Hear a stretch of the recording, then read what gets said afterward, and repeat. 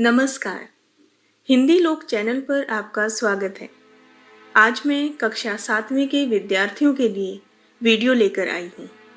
आज हम पढ़ेंगे पाठ 1 कविता हम पंछी उन्मुक्त गगन के।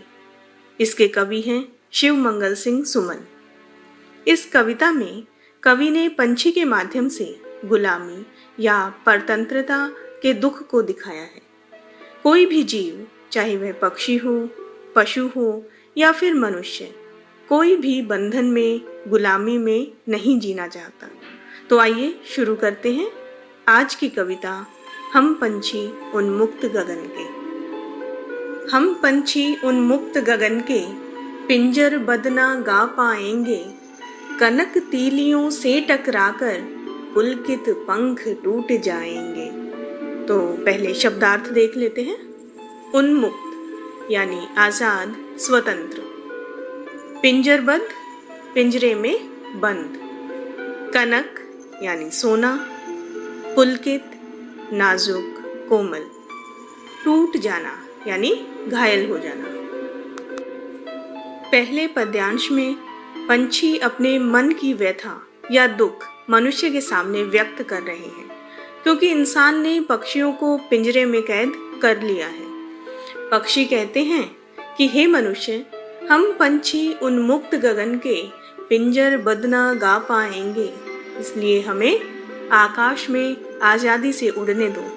हमें पिंजरे में कैद मत करो। यदि तुम ऐसा करोगे तो हम चहकना बंद कर देंगे। पक्षी तभी चहकते हैं जब वो प्रसन्न होते हैं। यदि उन्हें पिंजरे में बंद कर दिया तो वो चहकना छोड़ देंगे। कनक तीलियों से टकराकर पुलकित पंख टूट जाएंगे, यानी तुमने हमें सोने के पिंजरे में कैद कर लिया है। अब हम उड़ नहीं पाएंगे, और हमने यदि पिंजरे के भीतर उड़ने की कोशिश की, पंख फड़फड़ाने की कोशिश की, तो तुम्हारे सोने के पिंजरे की सलाखों से टकराकर हमारे कोमल पंख टूट जाएंगे। इस पद्यांश से यह सीख लेनी चाहिए कि पक्षी छोटी चीजों से ही खुश रहता है। मनुष्य की तरह वह लालची नहीं है। अगली पंक्तियां देखिए। हम बहता जल पीने वाले, मर जाएंगे भूखे प्यासे, कहीं भली है कटुक निबोरी, कनक कटोरी की मैदा से। शब्दार्थ इस प्रकार है। कटुक यानी कड़वा। जो नीम का फल होता है निबोरी, वो कड़वी होती है। निबोरी नीम का फल आपने देखा होगा, तो पक्षी बड़े खुश होकर इसको खाते हैं। आगे पंछी कहते हैं कि हम बहता जल पीने वाले, मर जाएंगे भूखे प्यासे, अर्थात हमें नदी का बहता जल पीना अच्छा लगता है। पिंजरे में बंद होकर हम भूख प्यास से मर जाएंगे, क्योंकि कहीं भली है कटुक निबोरी, कनक कटोरी की मैदा से, अर्थात हमें स्वतंत्र होकर उड़ना पसंद है, और जब उड़ते उड़ते हमें भूख लगाती है तो हम नीम की निबोरी खाकर भी प्रसन्न हो जाते हैं। हमें पिंजरे में बंद होकर सोने की कटोरी में रखा मैदा या भोजन स्वीकार नहीं है। हमें तो अपनी स्वतंत्रता अच्छी लगती है। इस पद्यांश से हमें शिक्षा मिलती है कि इंसान को भी पक्षी की तरह छोटी छोटी बातों में खुशी ढूंढनी चाहिए। मनुष्य हमेशा अधिक की तलाश में रहता है और सोचता है कि जब मुझे और अधिक धन और सुविधाएं मिलेंगी तो मैं अधिक खुश रहूंगा, और इसी खुशी को पाने के लिए वह सदा काम में जुटा रहता है, और कभी भी उसे खुश होने का अवसर ही नहीं मिल पाता, और उसकी हालत पिंजरे में बंद पक्षी की तरह हो जाती है। अगले पद्यांश में पक्षी क्या कहते हैं। स्वर्ण श्रृंखला के बंधन में अपनी गति उड़ान सब भूले, बस सपनों में देख रहे हैं तरु की फुनगी पर के झूले। पहले शब्दार्थ देख लेते हैं। स्वर्ण यानी सोना, श्रृंखला बंधन जंजीरें, तरु पेड़, फुनगी पेड़ की सबसे ऊंची डाल या टहनी। इस पद्यांश में पक्षी कहते हैं कि स्वर्ण श्रृंखला के बंधन में अपनी गति उड़ान सब भूले, अर्थात पक्षी सोने के पिंजरे में भी रहकर खुश नहीं है। पिंजरे में बंद होने के कारण वह उड़ना ही भूल गए। बस सपनों में देख रहे हैं तरु की फुनगी पर के झूले, यानी अब उन्हें उड़ने का अवसर नहीं मिल पाता, इसलिए वे सपने ही देख सकते हैं कि वो पहले कैसे पेड़ की सबसे ऊंची डाल पर बैठकर झूला झूलते थे।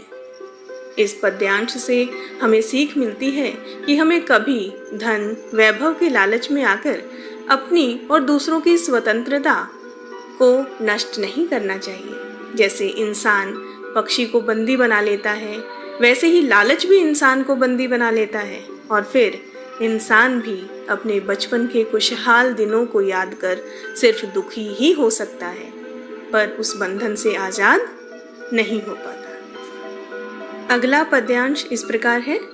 ऐसे थे अरमान के उड़ते, नीले नभ की सीमा पाने, लाल किरण सी चोंच खोल, चुगते तारक अनार के दाने। शब्दार्थ इस प्रकार है। अरमान इच्छा, नभ आकाश, तारक तारों को कहा गया है।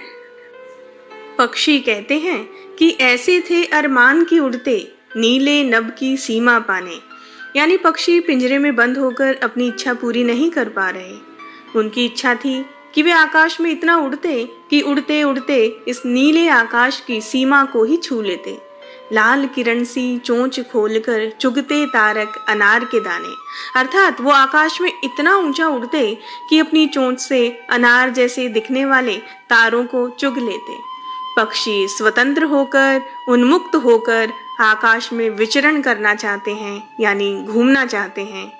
इस पद्यांश में पक्षियों के माध्यम से कवि ने स्वतंत्रता के महत्व को समझाया है। अगला पद्यांश इस प्रकार है। होती सीमा हीन क्षितिज से इन पंखों की होड़ा होड़ी, या तो क्षितिज मिलन बन जाता, या तंती सांसों की डोरी। शब्दार्थ देख लेते हैं। सीमाहीन, जिसकी सीमा ना हो, यानी जिसकी सीमा को हम छू ना पाएं। क्षितिज, जहां धरती और आसमान मिलते हुए प्रतीत होते हैं। होड़ा होड़ी यानी प्रतियोगिता। सांसें तनना यानी प्राण निकल जाना। आगे पक्षी कहते हैं कि होती सीमा हीन क्षितिज पर इन पंखों की होड़ा होड़ी, अर्थात पक्षी आकाश में दूसरे पक्षियों से प्रतियोगिता करते और एक दूसरे से आगे निकलने की होड़ लगाते। आगे कहते हैं, या तो क्षितिज मिलन बन जाता, या तंती सांसों की डोरी, यानी इस प्रतियोगिता का जो लक्ष्य होता क्षितिज को पाना। क्षितिज का अर्थ है जहां आपको धरती और आकाश मिलते प्रतीत होते हैं, पर वास्तव में ऐसा होता नहीं है। पक्षी कहते हैं कि या तो वो क्षितिज को पा लेते, नहीं तो उसको पाने के प्रयास में बेशक उनके प्राण ही क्यों ना चले जाएं। पक्षी यहाँ क्षितिज को पाने के लिए अपने प्राणों को भी देने को तैयार हैं। इस पद्यांश में फिर से स्वतंत्रता को प्राणों से भी बढ़कर बताया है। अंतिम पद्यांश में पक्षी क्या कहते हैं। नीड न दो चाहे टहनी का, आश्रय छिन भिन कर डालो, लेकिन पंख दिए हैं तो आकुल उड़ान में विघ्न न डालो। शब्दार्थ देख लेते हैं। नीड यानी घोंसला, आश्रय यानी सहारा, घर, छिन भिन तहस नहस कर देना, आकुल यानी उतावलापन, विघ्न, विघ्न यानी बाधा या रुकावट। पक्षी कहते हैं, नीड न दो चाहे टहनी का, आश्रय छिन भिन कर डालो, अर्थात पंछी पिंजरे में कैद होकर नहीं रहना चाहते।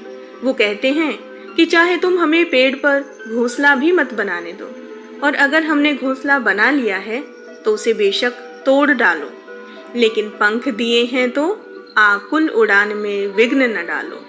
यानी भगवान ने हमें पंख दिए हैं उड़ने के लिए, इसलिए हमें उड़ने दो। हमारे अधिकार को न छीनो, उसमें कोई रुकावट न डालो। इस पद्यांश से हमें सीख मिलती है कि स्वतंत्र रहना, स्वच्छंद रहना सबका अधिकार है। अतः हमें किसी को बंधन में नहीं रखना चाहिए। सब जीवों का स्वतंत्र रहना जन्मसिद्ध अधिकार है। बंधन पिंजरे का हो, लालच का हो या किसी और कारण से, वो सदा दुखदाई ही होता है। कम सुविधाओं में जीवन जीना बेहतर है सुविधाओं के बदले बंधन में रहने से। इस प्रकार हमारी यह कविता समाप्त होती है। आप इसका अभ्यास करें। यदि आपको कविता का अर्थ अच्छे से समझ आ गया तो फिर कविता से कोई भी प्रश्न पूछा जाए आप आसानी से उसका उत्तर दे पाएंगे। इसलिए अभ्यास करते रहिए, अपनी प्रतिभा को निखारते रहिए। फिर मिलते हैं अगले वीडियो में। धन्यवाद।